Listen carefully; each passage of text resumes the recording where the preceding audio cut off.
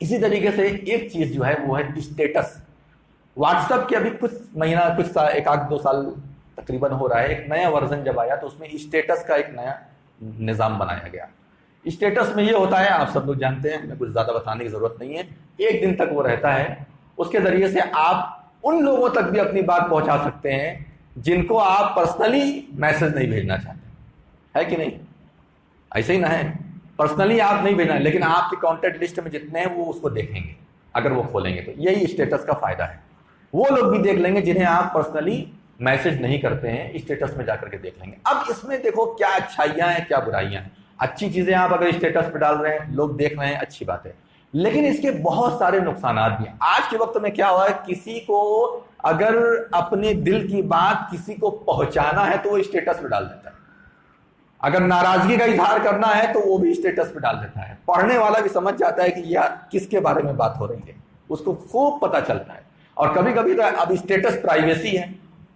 Status privacy میں کیا ہے، آپ کے پاس 500 لسٹ ہے کانٹیکٹ کی، آپ کسی ایک کو صرف دکھانا چاہتے ہو، بس اسی کو کلک کر دو، کوئی نہیں دیکھے گا سوائے اس کے. اب آپ کو گالی بکنا ہے تو بھی ڈال دو، وہ کہے گا ہمیں بکے ہیں، میں اسٹیٹس پہ ڈالا، تمہیں کہاں بکا. لیکن حقیقت کیا ہے، نہیں، اسی کو گالی بکنا مقصد تھا. اس نے پرائیویسی کے ذریعے سے سب کچھ ہٹا کر کے صرف ایک آدمی. یہ سب کیا ہے، ہو رہا ہے کہ نہیں ہو رہا ہے؟ میں کچھ غلط بیان کر رہا ہوں یہاں پر؟ اسٹیٹس کے ذریعے سے لوگ اپنی بھاس نکال رہے ہیں، اسٹیٹس کے ذریعے سے لوگ اپنے دل کی بات کہہ رہے ہیں. تعلقات تو خراب ہو چکے ہیں سب کے، منہ تو ہے نہیں بیٹھ کر کے اچھے سے پیار محبت سے بات کرنے کا، تو اسٹیٹس سے ہی بات کرو گے. اور کون سا راستہ بچا بات کرنے کا؟ اسی سے لڑائی جھگڑا کر لو، اسی سے پیار محبت کر لو، اسی کے ذریعے سے سب کچھ کر لو. دوسری چیز جو اسٹیٹس کا ہے وہ یہ، ہم کوئی بھی جگہ نئی جگہ جاتے ہیں، کوئی اچھی جگہ جاتے ہیں، ہم فوٹو کھینچتے ہیں. یہ فوٹوگرافی جو ہے یہ ایک الگ موضوع ہے. بلا وجہ فوٹو کھینچنا یہ علماء نے ہمیشہ حرام کرا دیا، اور وقت اور ضرورت پر حالات کے مد نظر اس کو جائز قرار دیا ہے. اور فوٹو کھینچنے والے سے یہ کہا جائے گا کہ اس کے اندر روح پھونکو قیامت کے دن. لیکن ہم لوگ بڑی آسانی کے ساتھ فوٹو کھینچتے ہیں. کہیں گئے، کسی مال میں گئے، 4-5 فوٹو کھینچ لیا، 8-10 فوٹو کھینچ لیا، الگ الگ پوز دے کر کے. جو کل فوٹوگرافر آ کے کرواتا تھا آپ سے، وہ آپ خود سیکھ گئے. اب اس کے بعد کیا ہوتا ہے، اس کو آپ اسٹیٹس پہ ڈالتے ہو. اسٹیٹس پر ڈالنے سے کیا ہوتا ہے کہ آپ کے مال دولت، آپ کی خوبصورتی اور دیگر چیزوں کی شہرت ہوتی ہے، دیگر چیزیں نمایاں ہوتی ہیں. اب اس کا 2 نقصان ہے. نمبر 1، آپ کے مال پر نظر لگ سکتی ہے کسی کی، بد نظر. العین حق، بد نظری جو ہے یہ حق ہے، ہوتی ہے، نبی صلی اللہ علیہ وسلم کا فرمان ہے.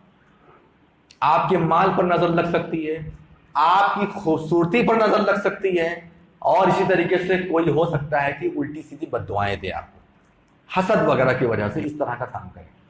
تو خاص طور سے بالخصوص جو چھوٹے چھوٹے بچے ہوتے ہیں، جن کی فوٹو کھینچ کر کے ہم لگاتے ہیں، جو چھوٹے بچے ہوتے ہیں وہ بڑے خوبصورت ہوتے ہیں. اب ان کی فوٹو لگانے سے زیادہ تر نظر لگ جاتی ہے.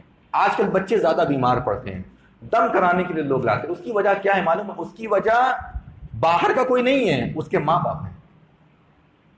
فلائٹ میں بیٹھے ہیں، فوٹو کھینچا، اسٹیٹس پہ ڈال دیا. اب سامنے ہو اتنا پیسہ ہے اس کے پاس، فلائٹ میں جا رہا ہے. اب اس کے مال کے اوپر نگاہ آئی یا نہیں ہے؟ اس کے مال کے اوپر نظر لگ سکتی ہے. سب کی نظر ایک جیسی نہیں ہوتی ہے. کوئی دیکھے گا اگنور کر دے گا، کوئی اپنی کالی آنکھ کے ذریعے سے اس کو دیکھے گا، کوئی اپنی کالی آنکھ کے ذریعے سے اس کو دیکھے گا، نظر لگا دے گا. اگر نظر بد نہ ہوتی تو آپ صلی اللہ علیہ وسلم یہ دعا کبھی نہ سکھاتے کہ اعوذ بکلمات اللہ التامہ من کل شیطان وہامہ ومن کل عین لامہ. ہر نظر لگانے والی آنکھ سے تمہیں اللہ کی پناہ میں ہم دیتے ہیں. یہ پھونکتے تھے نبی صلی اللہ علیہ وسلم، دم کرتے تھے، یہ دعا پڑھتے تھے.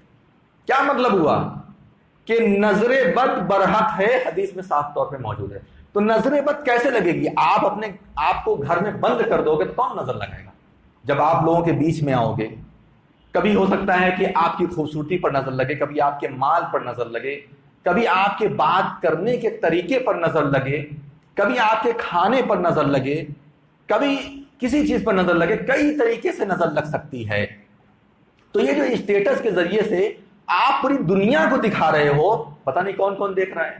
فیس بک پہ جو آپ ڈال دے رہے ہو، پتہ نہیں کتنے ویو ہو رہے ہیں اس پر، آپ دیکھ رہے ہو. اس لیے اپنی فوٹو کو پہلی بات تو کھینچیے مت، پکڑیے مت، اور اگر پکڑ رہے ہیں کھینچ رہے ہیں فوٹو یا ویڈیو، آپ اس کو اپنے چند لوگوں تک محدود رکھو. اسٹیٹس پر ڈال کر کے پوری دنیا کو مت دکھاؤ. فیس بک پر ڈال کر کے یا اور دیگر جو بھی سوشل اپلیکیشن ہیں اس پر ڈال کر کے آپ پوری دنیا کو مت دکھاؤ. ذرا سا کوئی چلا گیا کہیں گھومنے کے لیے، کسی سڑے سے سڑے مال کے باہر کھڑا ہے، فوٹو کھینچ کر کے ڈال دیا، وہ سوچ رہا ہے میں دنیا کا بہت بڑا آدمی ہوں، حالانکہ وہ سڑا سے سڑا مال ہے، اس سے اچھے مال دنیا میں پائے جاتے ہیں. یہ جو چیزیں ہیں اس کو ہمیں آپ کو سمجھنا پڑے گا. یہ وہ جائز راستے ہیں، اسی لیے میں نے کہا میں ناجائز چیزوں پر بات آج نہیں کروں گا. موبائل کے وہ موبائل کے جو فوائد ہیں، جو جائز راستے ہیں، اس سے ہم کس طریقے سے ناجائز راستے کی طرف جا رہے ہیں، کس طریقے سے ہم برباد ہو رہے ہیں.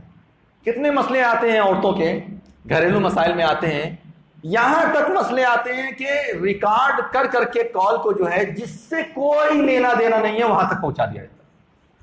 اس کو بھی سنا دو، اس کو بھی سنا دو، اس کو بھی سنا دو، اپنے آپ کو ثابت کر دو کہ ہم سب سے اچھے ہیں، ہمارا شوہر سب سے برا ہے. یا اگر شوہر یہ کام کر رہا ہے تو وہ یہ ثابت کر دے کہ ہماری بیوی دنیا کی سب سے بری بیوی ہے.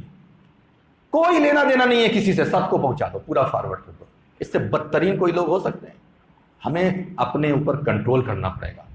ہمیں اپنے اوپر، اپنے نفس پر کنٹرول کیا ہے، یہی سب ہے. زنا سے بچ گئے وہ بھی نفس سے کنٹرول ہے، شراب سے بچ گئے وہ بھی نفس سے کنٹرول ہے، اور یہ سب کام اگر کر رہے ہو جس سے بچنا آج کل مشکل ہے وہ بھی نفس پر کنٹرول ہے. اللہ تبارک و تعالی ہم لوگوں کو ان باتوں پر عمل کرنے کی توفیق عطا فرمائے.